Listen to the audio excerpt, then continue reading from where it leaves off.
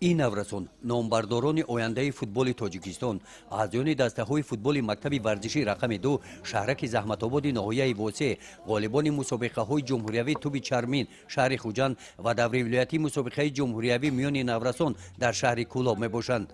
با مقصد ترغیب طرز حیات سالم، جلب نمودن نورسان جوانان دهات به ورزشگاه‌ها و هوسمند گردانیدن ورزشکاران نورس، متصدیان مکتب ورزشی رقم 2 غالبان را با سپاسنامه‌ها و جام مسابقه‌ها سرفراز گردانیدند.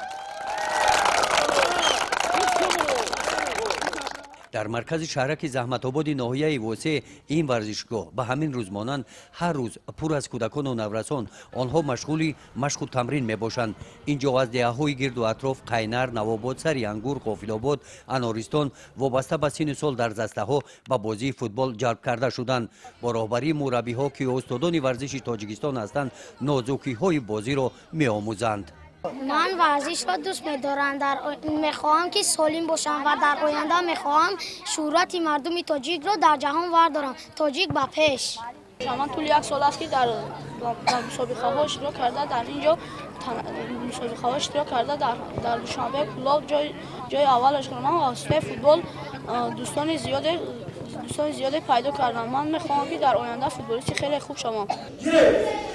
در مکتب ورزشی رقم 2 شهرک زحمت‌آباد ناحیه واسه وابسته به ذوق کودکان و نورسان غیر از فوتبال تالار گوشتنگیری فعالیت نموده. اینجا کودکان و نورسان به این نمود ورزش جلب گردیدند. در قطار بچه‌ها دختران هم به مشق و تمرین فرا گرفته شدند. برای دستپروران این مکتب ورزشی امسال سال بابرار آمد. آنها در یکچند مسابقه‌های سطح جمهوریوی شرف ورزش ولایت ختلان را بالا برداشتند. تا 2 سال میشد که در همین مکتب رقم 2 جماعت زحمت‌آباد ورزشی نماد گشتن ملی گشتنگیری تمرین می‌کنم. من در سال 2024 در همین چمپیونات سزاوار جای اول گشتم. من از خودی به همین شوق دارم، به همین گشتنگیری شوق دارم.